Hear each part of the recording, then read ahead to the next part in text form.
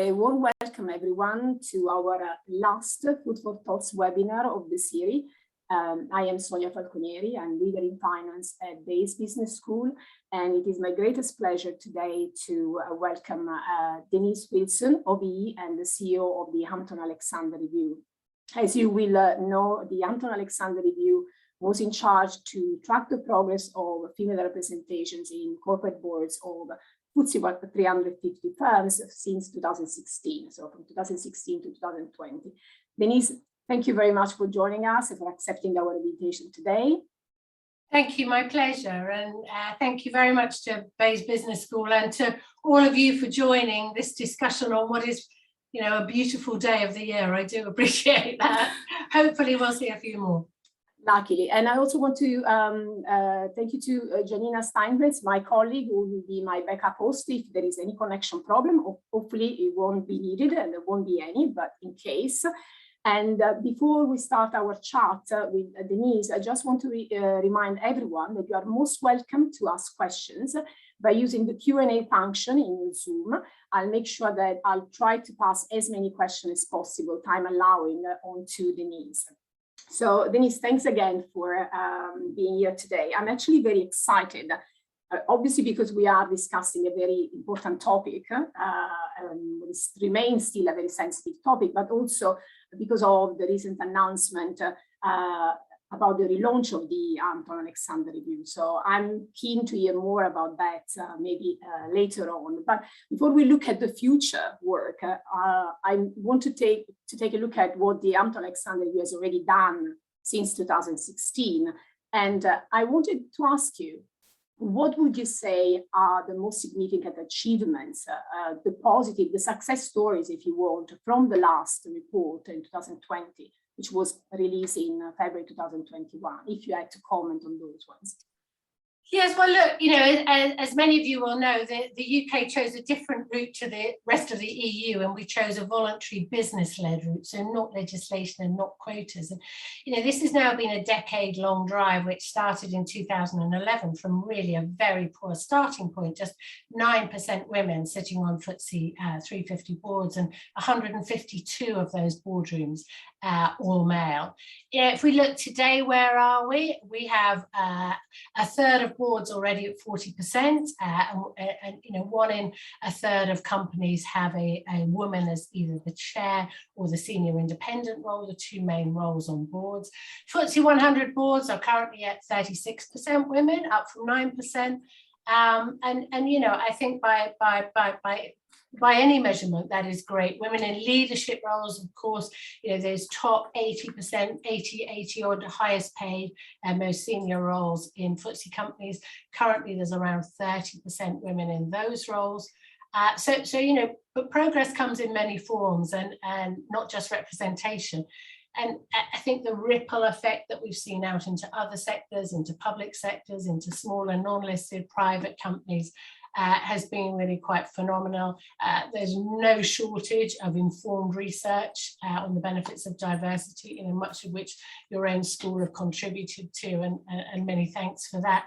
And, you know, I think just finally, we've taken what probably through the whole of my career has been a seriously career limiting, hushed kind of water cooler conversation, and made that business mainstream and part of business strategy. And many organizations now working really hard to improve not just gender diversity, but diversity in the round. That's great. I mean, I think definitely there have been lots of encouraging progress indeed, and many steps forward from, as you say, when you started, when the Hampton-Alexander Review started in back in 2016. So many things to celebrate, but there is still a lot more work to be done, and particularly when it comes to the persistent underrepresentation of women in the top leadership roles, which remains significant despite the increase of female directors specifically, right? So it seems surprising that we are lagging behind in seeing appointments of women to top leadership roles. And I suspect this might have probably contributed to the decision by the government to relaunch the Hampton-Alexander Review. Can you maybe say something more about the new mission of the review for the next stage of its life, the aims and the objectives that it hopes to achieve? Yeah, I mean, sure. Let me just first say that having achieved some great accolades and really ticked off some important milestones, there's still a serious amount of work to do. We're under no impression we are not there yet. This is not job done, and that's in part why clearly the government has sanctioned and is supporting another phase of the review. We've just got to continue doing the things that we know has worked well for us in the past. So voluntary targets, the regular publication of data, showing which companies are doing well and working hard and which ones are going really slow. That's been critical to progress. Just treating the lack of diversity in business like any other business topic, any other serious business topic, and organizations really lifting the lid on every single people process that is out there, and tackling some of those really tough issues, which is now probably where we are. It's like I describe it sort of peeling back the layers of the onion, and we're now really at the core, and some really quite tricky things to deal with, largely behaviors. So those microaggressions that really, when you're on the receiving end of them, they don't feel quite that micro. Bias in the selection process, gender stereotyping, which abounds in the workplace, still in society, and really just a general poor understanding of the differences between the genders. And so we've got to keep pushing at all those things that we know work, and really create an equal playing field, and develop then a truly inclusive culture in organizations, our biggest organizations, where everybody is respected and feels they can achieve their potential and give of their all. So let's take all of that forward with us as the aims. But in terms of next stage, well, I guess 33% seemed an ambitious target at the time, but clearly now we're there, it's achievable, and there are many companies who have gone on and gone way beyond that and truly pushing for gender balance. And we want to see all FTSE listed companies for a start, but as I said, it has a ripple effect then on the rest of business and other sectors, to really see gender balance in leadership. And that's not a third. I mean, that's got to be somewhere nearer 50%. I don't know. I don't think we should be overly prescriptive on this. I don't think there is a magic number. But I just say, to all of us, we know when we go into a room whether it feels gender balanced or it feels a bit skewed one way or the other, and that is just an immediate reaction and can feel uncomfortable. We want to get to a place where every top table, every decision-making body has good gender balance, and whether that's 40 or 50 or 60% women or men, then somewhere around gender balance is what we're aiming for. One of the disappointments of the review was not seeing enough women come through into those really powerful leadership roles. So if, for example, the very top job, so the CEO or the chair of the board, and it's starting to come, but we've still got a long way to go there. So seeing more women get those really top jobs, and ultimately, I guess an end to the need for more reviews. So this in itself just becomes self-sustaining. That has to be one of our aims, and that diversity in leadership is a given. And that's manifested itself in fair and equal representation throughout. Thank you very much, Denise. There is a question actually from our colleague Caroline Pierce. She, first of all, thank you for being with us today. And she's asking, do you think that we do eventually need a legislation and quotas to make even more progress? And how do we respond to critics from dominant groups who now tell us they feel discriminated against because diverse candidates are given preference? Okay, great question. Thank you very much. I'd be personally very disappointed if we needed quotas. We are not far off France. Our FTSE 400 boards are at 36%. France, which is the leader in all developed countries that have worked hard at this, is just at 40%. So we're really not far behind. And I think the route that the UK has taken is one of trying to elevate and educate so that this is sustainable, so that it isn't a tick box exercise, go out and grab a woman, go out and grab somebody who comes from a Black or ethnic minority community. This is not what this is about. This is about truly creating organizations where people are respected for who and what they are and given equal opportunity. So I do hope we don't go there. And I would just say finally on the quota point, it is not a panacea actually, and there are countries that have made good progress on quotas. Of course, it turns the numbers up very quickly, but many of those women roll in and out because they're not addressing the root problems, which are often cultural, and not understanding how to manage and deal with diverse teams. So I think we've gone a slightly longer route, but hopefully it will be a better and more sustainable route. As for the second part of your question, which was really about those fractions that are feeling a little disenfranchised, and of course that always happens, and particularly there's often a feeling that the pendulum swings the other way. It is a perception, it is not a reality, and this is the value of the data that we collect. We look at the turnover and we look at the appointment rate of men and women in 23,000 of Britain's most senior leadership roles every year, and that's the data that we publish in our report. And the appointment rate of men to women, around 68% of all of those jobs, the 23,000 roles, are still going to men. So, what we've done is just changed it from whereas it's now 1 in 3 going to women, as opposed to 1 in 10 going to women. So, it does feel like there's something different going on, but we've still got a long way to get to where the appointment rate of those available appointments in that 23,000 leadership cohort is 50-50. We're nowhere near there yet.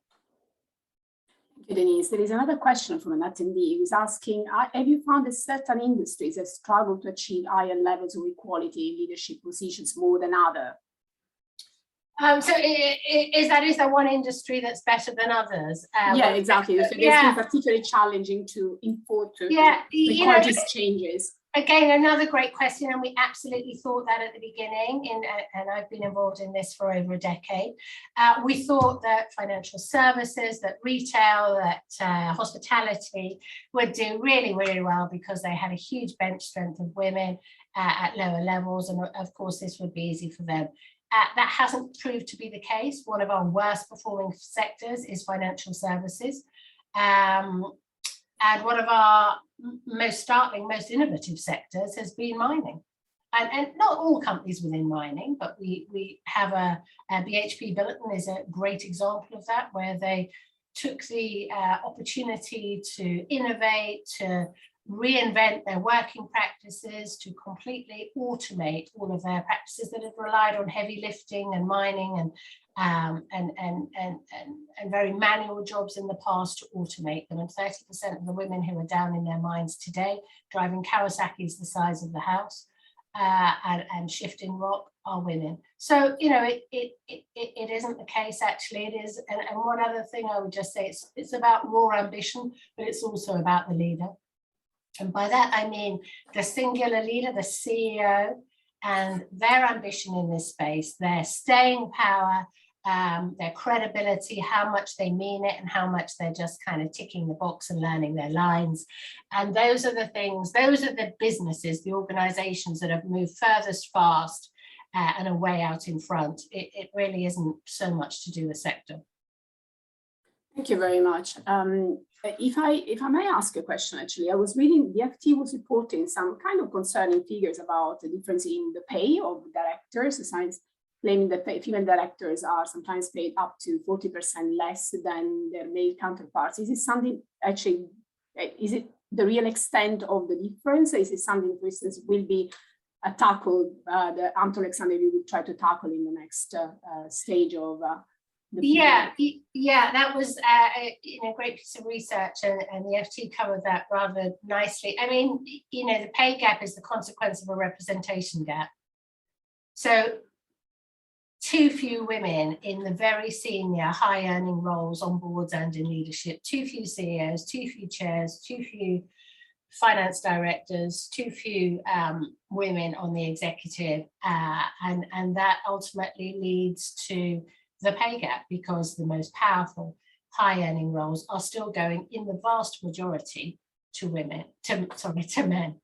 And so you know, that's what we've got to turn around in this next stage. And that was why I mentioned the focus going forward on getting more women into the top jobs. There are 350 out of the 350 FTSE companies that we monitor. There's only around 40 of those roles, the chair roles, that are held by women.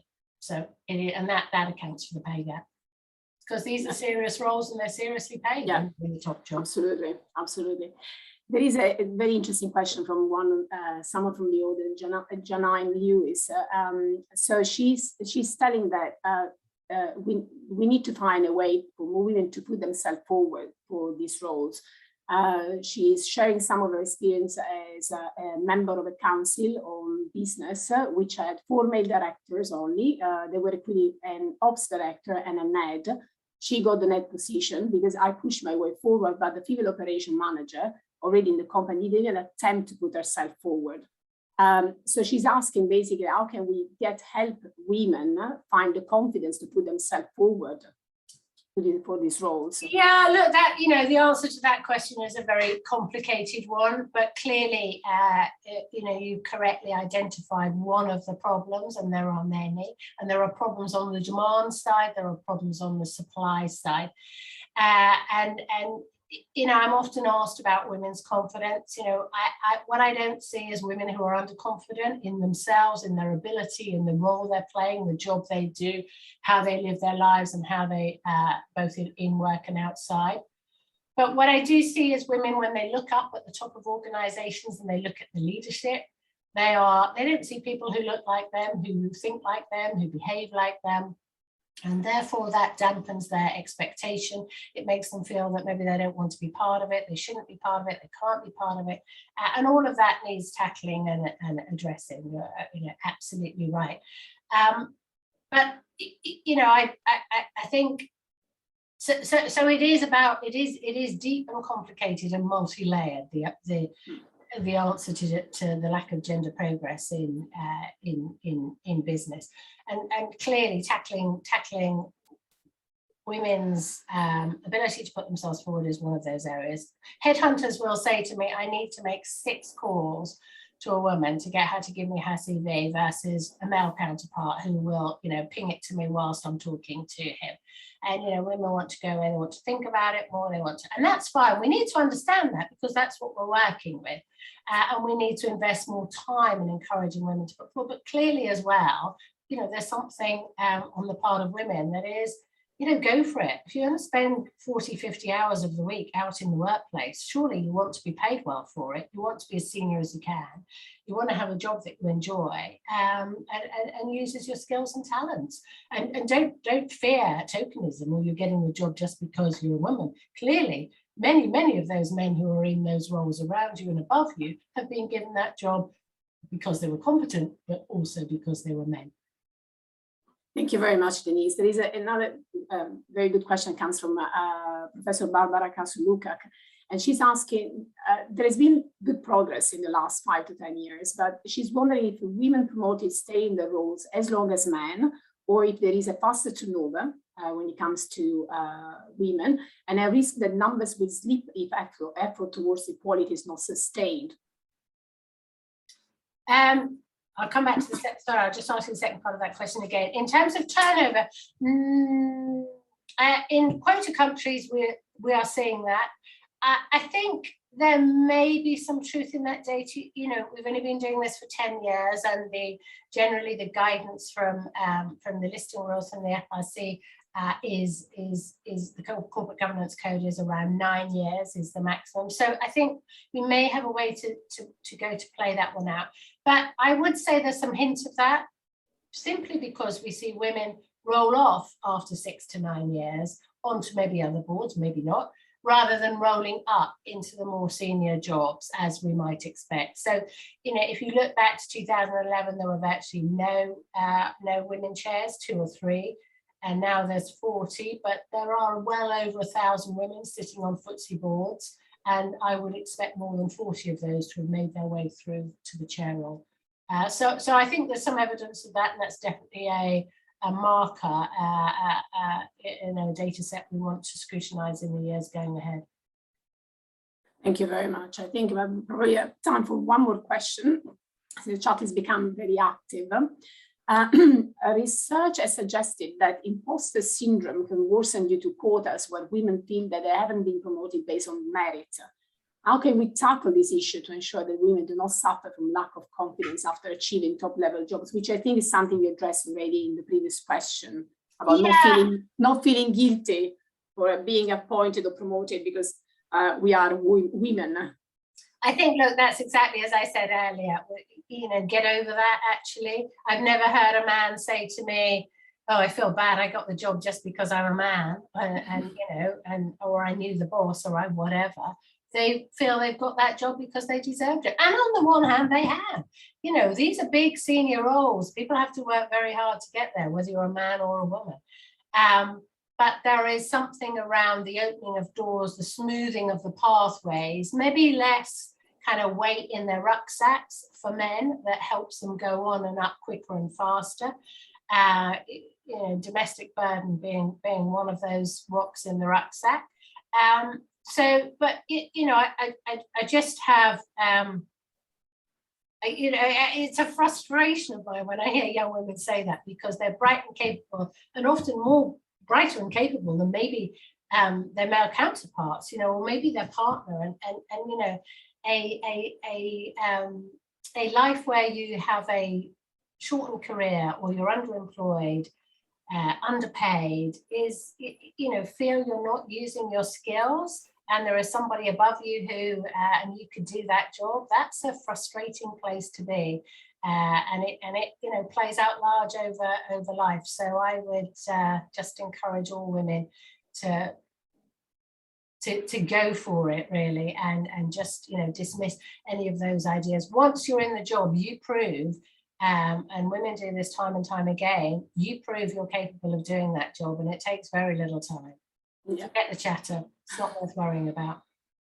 Thank you very much, Denise. There was a question another question from Karen that actually ties up with something that I also had in mind of asking, is how can we get more women to the top jobs? And I probably will expand that to ask you, what would be your tips and suggestions to women, to professional women, in order to boost their career, to, you know, fulfill their full potential, as we were saying, and to start aiming at this top leadership role we've been talking about. So how to put yourself in the best conditions to do that, which probably starts from gaining a bit of confidence. But what else? Yeah, let's move on from that, because I think we can get too bogged down by that. Yeah. Look, I think first and foremost, you have to find a job you love. And you might not love it to begin with. You have to be able to grow to love it. And it can be in any area. I went first into insurance as a graduate trainee. Who chooses insurance? No one. I loved it. And I knew not a single sausage about it before I joined. You can't be good at something you don't love. So, you know, if over time you're finding you're not developing that real, you know, that real passion, that real thirst for what you're doing, then move on. Find something else that does. And then I just say, you know, be authentic in your role. There's no need to emulate anyone else other than yourselves. Look at various people. If there are ways of behaving, tips, tricks that you see that you like, then emulate them, take them in. But and, you know, leave behind those ones you don't like. But you don't need to be a man or a certain type of woman or anything. You just need to be yourself, be true to your values, and do the right thing. You know, it's not always easy to do the right thing, but make sure you always do the right thing. And I hope people will know what I mean by that. I just say it with a little bit of tongue in cheek. You know, if you want a career and a family, and you're a woman here listening to this, then look, choose your partner well. You know, choose a partner who's going to support that ambition, somebody who's prepared to play an equal role in the home, and sometimes prepared to put your career before theirs. And you know, just remember, we do all have a choice in that area. So make sure you choose wisely. And lastly, I'd just say resilient. You know, you've got to be tough. You've got to pick yourself up when you get knocked over. You've got to be bold and brave sometimes, and say things that maybe people don't want to hear, that you feel a little embarrassed at saying, but nobody else is saying. Don't dwell on your mistakes. Don't dwell on the mistakes of others either. But and you know, pick your battles. You can't fight, and you certainly can't win every single one. But trust those around you. You know, when I trusted those who said, I think this is the job for you, I think this is the role for you, when I really felt it wasn't, they knew best. And it has always turned out well. So I'd say trust others around you, but invest time in building confidence in those that you work with, in your colleagues, in your teammates, in building confidence in you as well. You have to have people around you feel confident about who you are and what you have to offer. So don't forget to invest some time in that. But a woman today, for young people today, there are some fantastically interesting careers. There is no ceiling. You know, you may need help along the way. That can come from your partner. It can come from help in the home, whatever area you need. You may need to recognize that, and you may need to sacrifice some of your earning power in order to be able to pay for that. But, you know, there is no limit, and no woman should not be able to have a completely fulfilling career that fulfills their own ability and ambitions and a happy family life at the same time today. Go for it. Thank you very much, Denise. This is very encouraging, and I'm glad that I'm giving the right advice to my 16-year-old daughter about choosing the right partner. I'm preparing her. So there is a final question from Caroline, our Professor Caroline Wirtz, and I think I probably conclude on this one. She's asking, how can we do to support women at base business schools, within the business school as an academic institution? What can we do? What would you suggest we do to support women and more gender equality within our institution? Look. I mean, that's another really good question. There are many, many ways to support women, and everybody has a part to play, no matter what their role in the organisation. Everyone has a part to play in ensuring fairness, equal opportunity for all. You know, there is no shortage of talent around, but there is definitely a shortage of equal opportunity for that talent. You know, the pipeline is full to overflowing with competent, capable women, but you know, the opportunity is not there. I would say, you know, don't walk by a situation that doesn't look right. Don't hold back. Find your voice. Always, obviously, professionally considered and on an informed basis. But find your voice. You know, we all need to speak up and out for others. And men, and this is a compliment to those men that are listening, you know, men do this extremely well. They support one another. They have huge wide networks, open doors for one another, push one another forward, compliment one another. We need to be doing that. You know, women need to be doing that for other women as well. And I think, you know, we all walk taller for doing that. So creating a inclusive, progressive, gender equal workplace, everybody has a role to play in that, and find your role. It is 1,000,001 small steps that come from all of us that will make this happen. Thank you very much, Denise. I think this is all we have time for today. Again, thanks, Denise, for joining us and accepting our invitation. Best of luck with the next stage of the review. We'll have an opportunity to catch up later. Thank you, everyone, for joining, and see you soon. Bye. Thank you.